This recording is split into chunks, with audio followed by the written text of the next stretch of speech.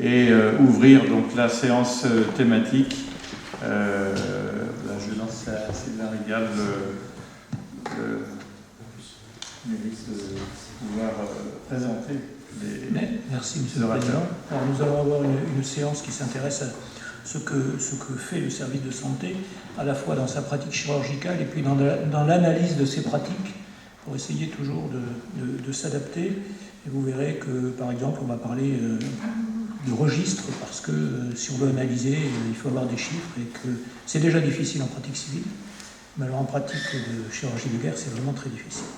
Alors, je vais donner la parole en premier temps à Éric B, qui va nous parler d'une pathologie qui est rare, en tout cas d'un traitement chirurgical que l'on ne connaît pas bien, puisqu'il va aborder la brûlure radiologique, mise au point thérapeutique à propos de 2 cas de contamination du membre supérieur. Merci. Mon général, chers collègues et camarades, oui, je vais vous parler de la brûlure radiologique, de ces lésions cutanées dues au rayonnement ionisant. Alors, j'ai fait déjà plusieurs communications dans ce domaine, notamment à l'Académie, sur les brûlures par irradiation. Vous voyez que tous ces termes veulent dire la même chose, brûlure radiologique, brûlure radique, radiolésion, radiodermite, brûlure par irradiation. Mais là, aujourd'hui, ce qui est beaucoup plus rare, moi je vais vous parler des brûlures par radiocontamination. Et il y a un terme pour désigner tout ça, là, toutes ces brûlures, c'est le syndrome d'irradiation aiguë localisée. Donc, dû à une surexposition au rayonnement ionisant.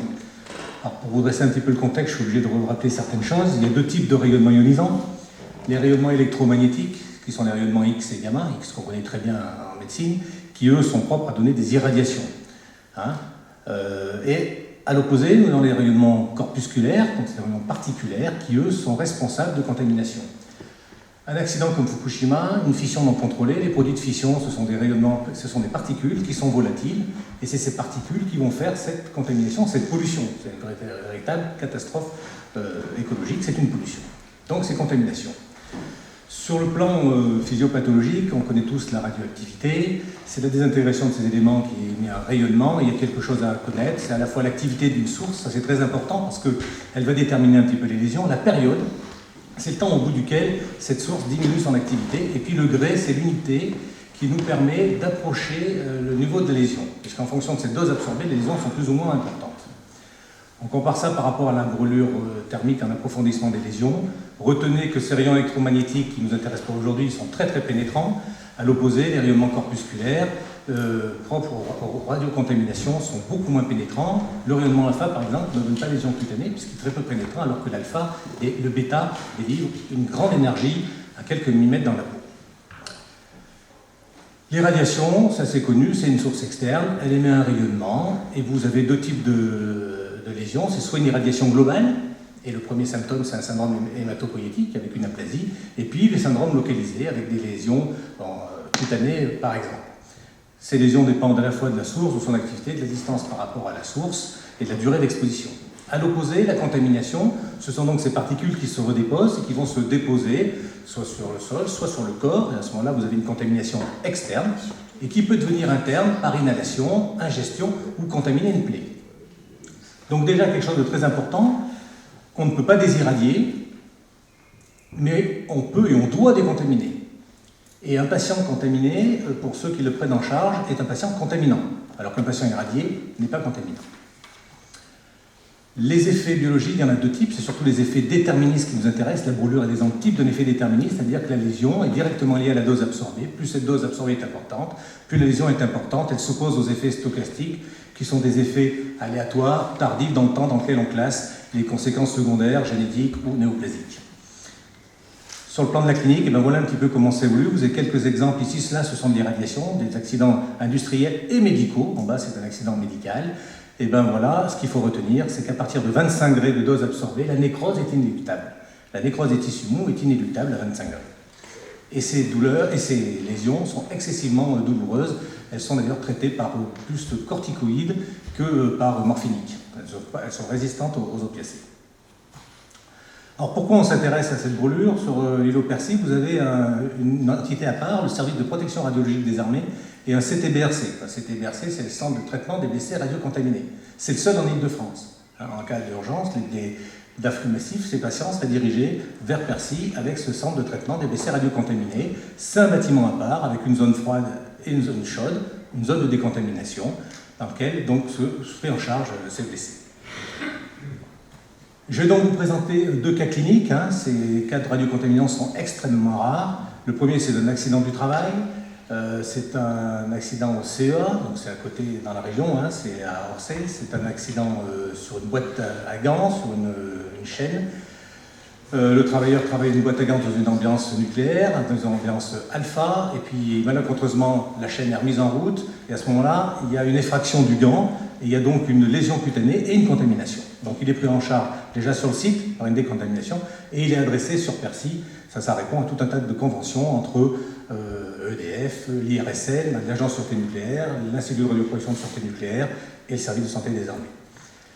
Là, je vous mets simplement cette photo pour voir comment les industriels sont très réactifs face à des accidents comme ça. Il y a tout de suite une déclaration à l'IRSN, à l'ASN et un communiqué de presse. Vous verrez que sur le plan médical, ça ne se passe pas du tout comme ça.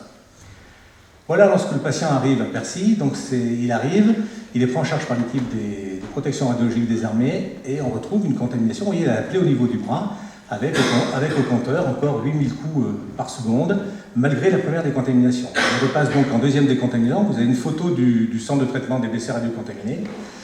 Alors, ce qui est important de constater, c'est que le patient va être relavé. Vous voyez qu'il est protégé. Les autres parties du corps sont protégées par un film plastique. Vous avez une récupération des effluents. Les effluents de tous ces produits ne sont pas éliminés n'importe comment. Il y a une récupération de ces effluents qui sont radiocontaminés. Après cette deuxième décontamination, on a une contamination fixée. C'est-à-dire que la décontamination externe est inefficace. Du fait qu'il y a eu une plaie, même si c'est de l'alpha peu pénétrant, il y a une contamination interne au travers de cette plaie. Et à ce moment-là, on pose l'indication, on a posé l'indication d'une décontamination chirurgicale. Alors vous avez la préparation du bloc. Pareil, le bloc est filmé et protégé. Tous les résidus chirurgicaux, tous les effluents, toutes les compresses seront enfermés dans des sacs plastiques et des containers pour une élimination spécifique. Tout ça, c'est le service de protection radiologique qui s'occupe de ça. Et qu'est-ce qu'on a fait au bloc? En fait, on a fait comme si on prenait une greffe, on a enlevé cette partie cutanée, on avait un véritable tatouage radiographique avec une cartographie du radionuclide et de son activité, avec 6000 coups en plein centre. On a réalisé donc une excision tangentielle avec un dermatome. On a vérifié en péropératoire au compteur l'absence de signal sur la zone opérée et la récupération totale quasiment du signal, 6500 coups, sur la pièce d'exérèse. Voilà un peu le résultat du patient à distance. Alors, en parallèle, là, je ne rentre pas dans les détails, mais le patient avait été hospitalisé, il y avait quand même une contamination interne, donc il a fait l'objet d'une chélation. Chélation pour chélater les radionuclides, pour favoriser son élimination urinaire. Donc toutes les urines étaient collectées. On informe bien les infirmières, attention pour récupérer les urines, il faut être ganté. Et puis c'est des patients qu'il faut absolument soutenir sur un plan psychologique, parce que ça ne se sent pas, ça fait pas mal dans ce cas-là, et puis il y a ces problèmes d'irradiation avec des effets secondaires. Le deuxième cas, alors les recommandations, c'est que lorsqu'on a une contamination, le premier temps, c'est la décontamination. Lorsque cette décontamination externe est insuffisante, il faut savoir passer à la décontamination chirurgicale, même si elle est invasive, qui consiste à enlever, chirurgicalement, à parer cette zone contaminée. L'autre cas est un cas de médecine nucléaire. C'est un patient de 67 ans qui est traité pour un lymphome de non-Hodgkinien, qui, après sa chimio, va rentrer en aplasie médulaire. La totalisation de cette aplasie fait appel au zévalin. Alors, le zévalin, c'est un radionuclide qui est injecté par voie parentérale, qui est un émetteur bêta pur, qui est là pour totaliser l'aplasie médulaire avant la greffe de moelle. On va noter quelque chose d'important, la demi de vie de ce zévalin, de l'yttrium 90, c'est de 64 heures. Vous pouvez voir pourquoi, pour la suite, c'est important. Lorsque cet accident est arrivé, nous n'avons pas été prévenus tout de suite, l'IRSN n'a pas été prévenu tout de suite, c'est un patient hospitalisé à Limoges, c'était le jour des attentats à Paris, contact difficile. On a eu des photos a posteriori, voilà l'aspect le jour de l'extravasation, puisque c'est donc une extravasation au pli du coude, extravasation de ce produit, cet émetteur bêta. Le soir même, il n'y avait rien de particulier, à J2, il y a un petit érythème, et puis les choses rentrent discrètement dans l'ordre, à J4, avec un œdème, mais rien d'inquiétant. Le CHU Limoges saisit quand même l'IRSN, tous ces problèmes d'irradiation doivent faire appel à une déclaration, à saisir les instances de radioprotection nationale. On estimait, alors à ce moment, l'IRSN a estimé que la dose était de 50 degrés au pli du coude. Je vous rappelle qu'à 25 degrés, on a une nécrose inéluctable. Qu'au moment où on était prévenu, c'était 7 jours après l'accident. Alors ceci est important, c'est que 7 jours, on représentait à peu près 3 demi-lits, c'est-à-dire qu'on estime que chaque demi-lit, vous avez une diminution de 50% d'activité, et au bout de 3, vous arrivez à 1/8 de cette activité, et bien que 85% de la dose avait déjà été administrée localement, et qu'on était déjà un peu tard pour réaliser une décontamination. Par ailleurs, le patient allait rentrer en aplasie une semaine après pour avoir son allogreffe de moelle. Donc, la décontamination, c'était trop tard. On a simplement signifié que ce patient, dans un mois, il aurait sûrement une nécrose cutanée au pli du coude et qu'on traiterait secondairement syndrome d'irradiation aiguë localisée. Alors, c'est ce qui s'est passé. Et ce qui est important, c'est que ce patient a complètement perdu de vue. Et je l'ai revu à ma consultation, mais par hasard, 5 mois après. Il est arrivé avec cette nécrose du pli du coude. Aucune envie de se faire opérer. Il était sorti de sa greffe de moelle, il allait bien, il voulait retourner voir sa famille en Roumanie. Bon, il n'y avait aucune urgence. La plaie cicatrisait, puis il redevenait nécrotique. Ça, c'est classique dans l'évolution de ces brûlures radiologiques. Et puis à 10 mois, là, il a été contraint et il a dit oui, d'accord, je suis d'accord pour me faire opérer. Voilà un peu le parage de ces lésions par irradiation. C'est classique, avec des lésions très étendues. Vous avez le tendon du biceps, le nerf médian, vous avez un parage qui est étendu à la loge superficielle de l'avant-bras, et on a couvert ça dans le même temps par un lambeau libre d'antéro-latéral de cuisse, avec un résultat donc à 2 ans. Alors ces cas d'extravasation de Zevalin sont très rares. Quand on fait un peu le tour de la biblio, on n'en a retrouvé que 3. On a publié une note il y a 2 ans.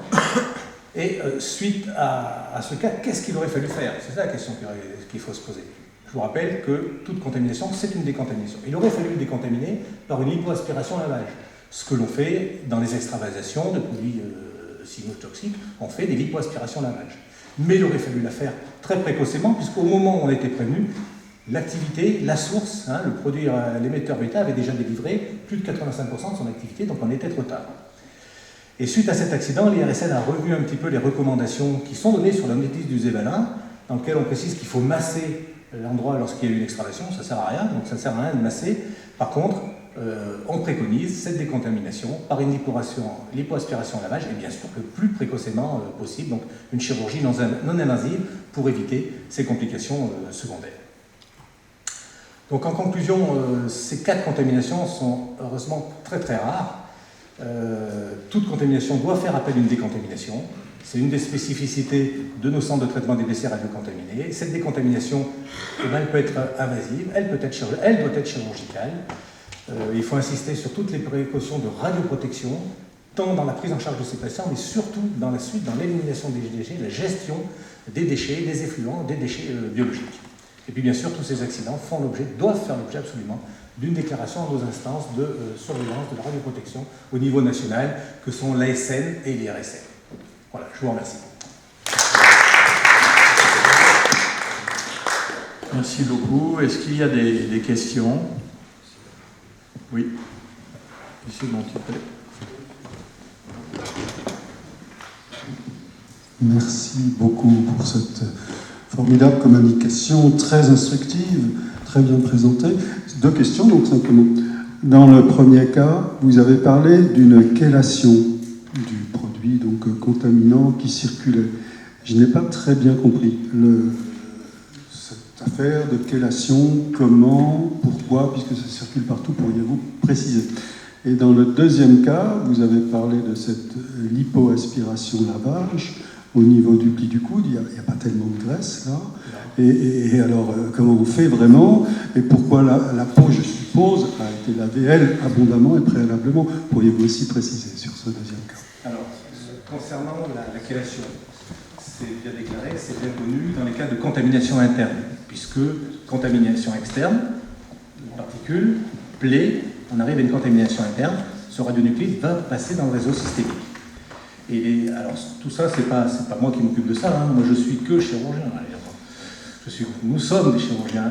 Le service de protection radiologique des armées met en place tout de suite après une contamination interne, et c'est décrit partout, une chélation, c'est-à-dire vous avez le DTA, pour essayer de capturer ce radionuclide pour favoriser son élimination par voie urinaire. C'est une chélation pour diriger l'élimination du radionuclide par voie urinaire. Voilà pourquoi ensuite les urines sont donc récoltées, sur lesquelles il y a une surveillance de la décroissance de la radioactivité des urines.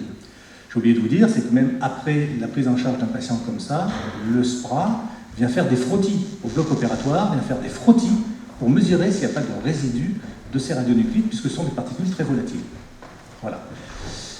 La deuxième question, l'hypoaspiration-lavage, le terme est effectivement un peu excessif. On le fait dans les extravasations, pas pour enlever le gras. Il y a un protocole qui est bien défini. Lorsqu'on a une extravasation comme ça, on infiltre énormément la zone à traiter au sérum pour faire d'abord une dilution du produit. Et ensuite, on utilise la canule de l'hypoaspiration pour réaspirer. L'intérêt de faire ça à la canule, c'est qu'on sait qu'on peut l'hypoaspirer de manière circulaire à un avant-bras. Vous éviterez la nécrose cutanée. C'est l'intérêt de la canule de l'hypoaspiration. Donc c'est une dilution, un lavage par aspiration, une nouvelle dilution et un deuxième lavage. Cette technique a été bien décrite pour justement les extravasations, essentiellement sur les produits chimiotoxiques. Voilà. Mais on peut l'utiliser dans ce cas-là. Voilà. Merci.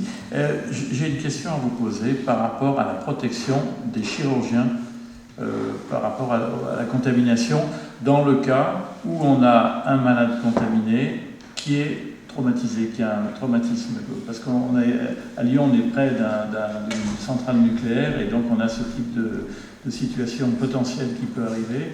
Et est-ce que vous pouvez nous commenter un peu la protection des chirurgiens? Est-ce qu'il faut faire la décontamination avant et l'intervention plus tard, ou avoir des chirurgiens qui sont suréquipés est-ce que vous pouvez il y a deux cas de figure. Il y a celui que je vous ai montré, où tout est tranquille.